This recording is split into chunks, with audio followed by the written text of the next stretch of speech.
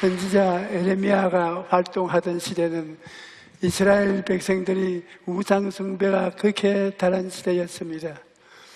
그래서 하나님께서 이방 나라인 바벨론을 일으키심으로 이스라엘 백성들이 모두 포로가 잡혀들어갈 처지에 놓여 있었습니다.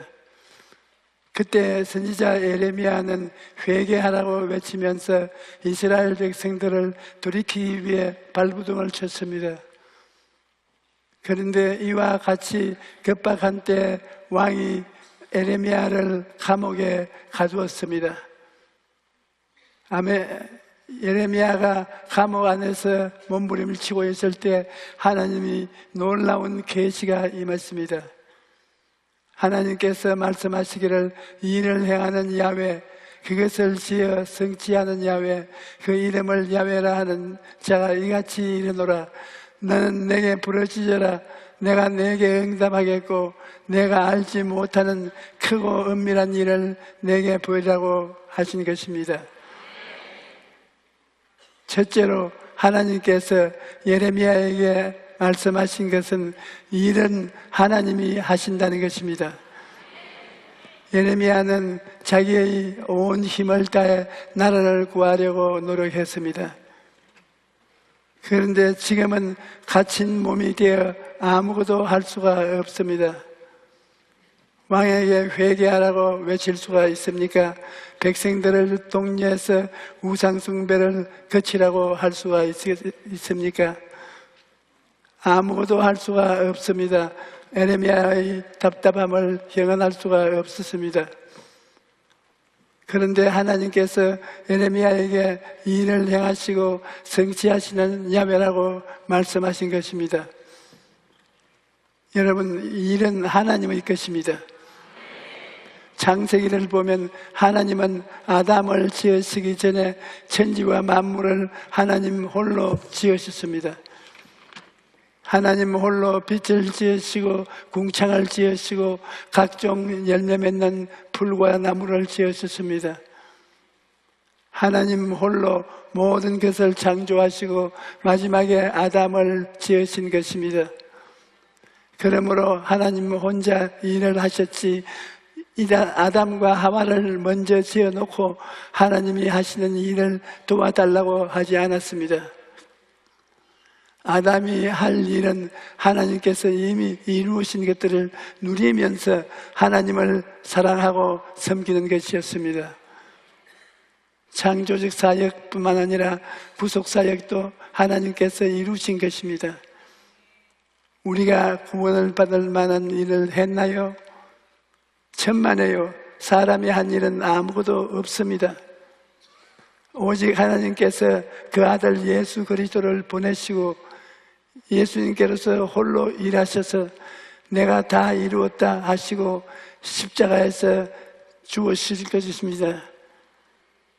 그리고 남녀노유 빈부 귀천할 것 없이 예수님을 믿기만 하면 용서함을 받고 의롭다함을 얻게 되실 것입니다. 예수님께서 홀로 우리의 죄를 짐을 짊어지셨고 예수님께서 홀로 우리의 병을 짊어지셨고 저주와 가난도 예수님이 십자가에서 다 해결하셨고 사망과 음부도 예수님께서 정복하시고 승리하신 것입니다. 주님이 다 이루어 놓으신 것을 우리가 조금도 보태거나 뺄 수가 없습니다. 그러면 우리가 할 일은 무엇이겠습니까? 예수님이 다 이루신 것을 알고 믿고 받아들이고 감사하면서 주님을 섬기면 되는 것입니다. 이제 우리가 할 일은 모든 인생의 짐을 주님께 맡기고 주님을 의지하여 마음의 평안을 가지고 사는 것입니다. 예수님께서는 수고하고 무거운 짐진 자들아 다 내게로 오라 내가 너를 쉬게 하리라고 말씀하셨습니다. 수고하고 무거운 짐을 보고 짊어지라고 하지 않으셨습니다. 수고하고 무거운 짐은 다 내게 맡기고 그 대신 나는 너에게 쉼을 주겠다는 것입니다. 그렇다면 우리는 어떻게 해야 인생의 짐을 주님께 맡길 수가 있을까요? 그것은 바로 기도인 것입니다.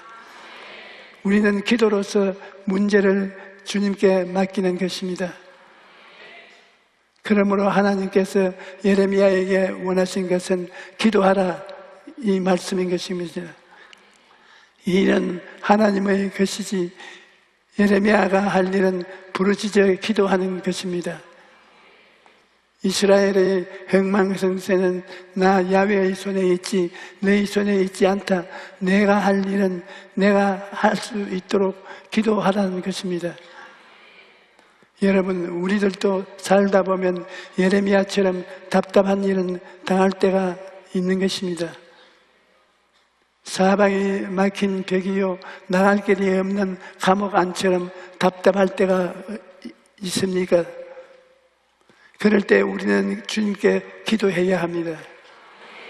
시편 121편 1절에서 2절에 내가 산을 향하여 눈을 들리라. 나의 도움이 어디서 올까? 나의 도움을 천지를 지으신 야훼에게서로다 라고 말합니다. 우리의 도움을 하나님께로부터 오는 것입니다. 그러므로 크고 적은 인사사를 만났을 때 우리가 제일 먼저 해야 될 일은 하나님께 부르짖는 것입니다. 제가 신학교를 졸업하고 개척을 해야 하는데 어디로 가야 할지 알지 못했습니다. 그래서 매일 제풀에 모여 어찌해야 좋을지 나는 알 수 없도다 늘 그 찬송을 부르면서 기도했는데 나중에 보니까 주님께서 불광동으로 인도하셔서 천막교회를 짓게 하신 것입니다. 우리는 어찌할 바를 몰라도 기도하면 하나님께서 행하시는 것입니다. 또 나는 한평생을 병약함과 싸웠습니다. 폐병 3기에 일어났지요. 심장병으로 고생했지요. 장염으로 고생했지요. 간이 나빠서 고생했지요. 신장에 물혹이 생겨서 고생했지요. 그야말로 온몸이 종합병원이었습니다. 하지만 계속해서 주님께 기도하니 하나 다 치료받은 체험을 가지고 있습니다.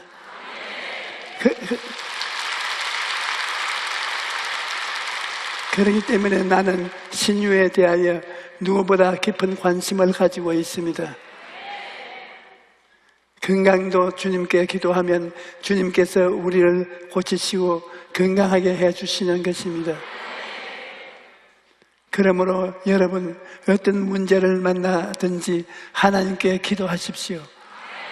어떤 일이든지 기도가 최선의 방책인 것입니다. 여러분, 하나님을 믿는 사람은 인생의 문제를 나 혼자 해결하는 것이 아닙니다. 하나님과 함께 인생의 문제를 해결하는 것인데 그 방법이 바로 기도인 것입니다. 그런데 하나님께서는 우리가 기도할 때 조용히 묵상하라고 말씀하지 않았습니다. 소원거리라고 말씀하지 않았습니다. 너는 내게 부르짖으라고 말씀하신 것입니다. 왜 부르짖어 기도합니까? 간절하기 때문인 것입니다. 응답을 받아도 그만, 안 받아도 그만이라면 부르짖어 기도하지 않습니다. 많은 사람들이 나에게 안수 기도를 받으러 옵니다. 그런데 기도 응답을 받는 사람과 못 받는 사람은 분명한 차이가 있습니다. 응답을 받으면 좋고 안 받으면 그뿐이자 이렇게 부정적인 인생각을 마음속에 가지고 온 사람은 응답을 못 받습니다. 응답받는 사람은 나는 더 이상 이 병에 끌려다니지 않겠다, 반드시 응답을 받겠다고 마음의 결심을 합니다. 죽으면 죽으리라는 마음을 결단과 뜨거운 소원을 품고 오는 사람이 하나님의 은총을 받는 것입니다. 여러분, 성경을 보면 부르짖어 기도함으로 기적을 경험한 이야기가 가득합니다. 엘리야가 갈멜산 꼭대기에서 기도할 때 그 기도 자세를 보면 엘리야가 얼마나 간절하게 기도했는가를 알 수 있습니다. 열왕기상 18장 42절에 아합이 먹고 마시러 올라가니 엘리야가 갈멜산 꼭대기로 올라가서 땅에 꿇어 엎드려 그의 얼굴을 무릎 사이에 넣고 라고 말하고 있습니다. 엎드려서 얼굴을 무릎 사이에 넣었다는 것은 전심을 다해 간절하게 기도했다는 것을 보여줍니다. 하나님께서는 엘리야의 간절한 기도를 받으시고 하늘 문을 열어 비를 내려주신 것입니다. 또 유다왕 히스기야도 병들어 죽게 되었을 때 얼굴을 벽으로 향하고 하나님께 통곡하면서 간절히 기도했습니다. 얼굴을 벽으로 향했다는 것은 인간적인 방법을 구하지 않고 오직 하나님께 매달렸다는 것을 말합니다. 하나님께서는 히스기야의 간절한 기도를 들으시고 내가 내 기도를 들었고 내 눈물을 보았다고 말씀하시고 그의 병을 고쳐주셔서 15년을 더 살게 하신 것입니다. 우리 교회의 한 권사님은 갑자기 목에 이상이 생겨서 검사를 해보니까 갑상선에 문제가 있었습니다. 담당 의사는 40분이면 수술이 끝날 것이라고 했습니다. 그런데 수술실에 들어가서 2시간이 훨씬 지나서 수술실에서 나왔는데 알고 보니 암이었던 것입니다. 암이 너무 많이 퍼져 있어서 암 덩어리를 다 드러내지도 못하고 다시 덮었다는 것입니다. 마취가 풀리면서 견딜 수가 없는 통증이 시작되었고 항암제를 맞아 목과 얼굴이 항아리처럼 부어올랐습니다. 권사님은 그때서야 회개하며 간절히 기도했습니다. 하나님 저를 살려주시면 하나님과 교회를 위해 열심히 신방하고 전도하고 주의 사업에 전념하겠습니다. 제발 저를 살려주십시오. 뜨겁게 하나님께 기도하고 부르짖었습니다. 그날 기도한 것이 아니라 목숨을 걸고 주께 부르짖어 기도한 것입니다. 그러자 기적이 일어났던 것입니다. 애타게 기도한 지 며칠 만에 목의 통증이 깨끗이 사라지고 얼굴의 부기도 언제 그랬는지 다 빠져버리고 말았습니다. 그래서 담당 의사에게 다시 진찰을 받아보니 암이 온데간데 없이 사라지고 만 것입니다. 여러분, 우리가 하나님께 부르짖을 수 있는 이상은 낙심하지 말아야 됩니다. 기도하는 개인은 망하지 않습니다. 기도하는 국가는 망하지 않습니다. 왜냐? 하나님께서 오늘날도 우리가 알지 못하는 크고 엄밀한 역사를 베풀어 주시기 때문입니다. 셋째로 우리가 부르짖어 기도하면 하나님께서 우리가 알지 못하는 크고 은밀한 일을 행하신다는 것을 알아야 합니다. 어떻게 문제가 해결될 것인지 우리는 모릅니다. 하지만 주님께서 너는 내게 부르짖어라 내가 내게 응답하겠고 내가 알지 못하는 크고 은밀한 일을 내게 보이리라고 말씀하시기 때문에 우리는 주의 말씀을 붙들고 기도하면 되는 것입니다. 여러분, 우리가 부르짖어 기도하면 하나님께서 우리가 상상하지도 못할 놀라운 방법을 문제를 해결하시는 데 쓸 것입니다. 하나님께서 이스라엘 백성을 인도하실 때 보십시오. 이스라엘 백성 전체가 광야를 지나는 일은 어마어마한 일입니다. 먹을 양식도 준비하지 아니하고 물도 준비하지 아니하고 의복도 신발도 준비하지 아니하고 그냥 믿습니다를 출발로 한 것입니다. 300만이 매일 양식을 먹어야 되고 물을 마셔야 되고 옷을 갈아입어야 되었는데 그냥 믿습니다로 출발한 것입니다. 그런데 믿음으로 나아가니까 하나님께서 하늘에서 만나를 내려주시고 바위에서 물이 나오게 하셨으며 옷이 낡아지지 않고 신발도 떨어지지 않게 하신 것입니다. 인간으로서는 상상조차 할 수 없는 일을 하나님께서 행하신 것입니다. 신약시대에도 이런 역사가 일어났습니다. 가나의 혼인잔치에서 포도주가 떨어졌습니다. 예수님께서 물을 포도주로 만드신 것입니다. 이 얼마나 놀라운 일입니까? 물이 변하여 포도주가 될 줄 누가 알았겠습니까? 인생의 포도주가 떨어져 낭패를 당할 때 우리는 방법을 알지 못합니다. 우리가 어떻게 문제를 해결하겠습니까? 우리는 어찌할 바를 모르지만은 기도하면 주님께서 우리가 알지 못하는 크고 은밀한 일을 해야 주시는 것입니다. 여러분, 내가 파키스탄에 성회를 인도할 때 아주 어려운 일을 겪은 적이 있습니다. 파키스탄은 국민 대다수가 이슬람교도인데 파키스탄 정부가 집회 장소를 큰 장소가 아니라 아주 적은 장소로 주시고 마이크도 사용하지 못하게 했습니다. 그래서 성회 첫날에 마이크도 없이 설교하다 보니 하루 만에 내 목이 오늘처럼 꽉 잠기고 말았습니다. 그러나 성령의 역사는 강하게 일어나 많은 병자들이 고침을 받았습니다. 첫날 성회를 마치고 숙소로 돌아와서 나는 하나님께 간절히 기도했습니다. 하나님, 마이크를 쓸 수 있도록 해 주시옵소서. 하나님께서 문을 열면 닫을 자가 없고 하나님께서 닫으면 문을 열 자가 없지 않습니까? 하나님께서 도와주시옵소서. 그렇게 간절히 기도한 것입니다.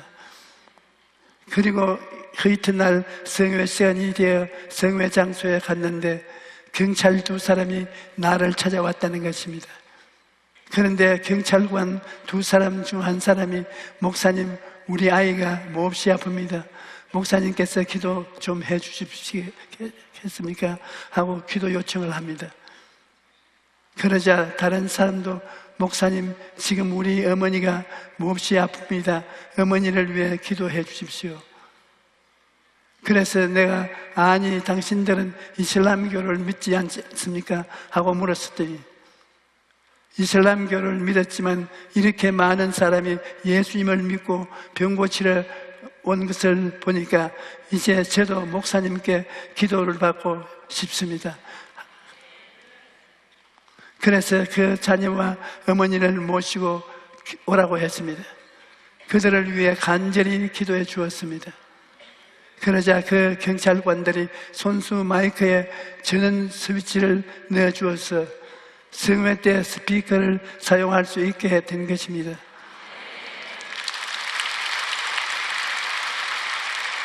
그뿐만 아닙니다. 이슬람교가 국교인 파키스탄에서 어떤 일이 일어나는지 아십니까? 파키스탄 국영 텔레비전 방송에서 우리 집회를 녹화하여 전국에 방영하고 각 신문사에서 우리 집회를 대서특필한 것입니다. 그리고 매스컴을 통해 보도되자 그때부터 나 혼자 길거리에 호텔 로비에 있을 수가 없게 되었습니다. 내가 나타나기만 하면 사람들이 기도받으려고 몰려왔기 때문입니다. 그리고 성회 기간 동안 약 6,000명의 결신자를 얻었던 것입니다. 우리가 간절하게 기도하면 하나님께서 이처럼 놀라운 일을 행하시는 것입니다. 시편 40편 1, 2절에 내가 야훼를 기다리고 기다렸더니 귀를 기울이사 나의 부르짖음을 들으시도다.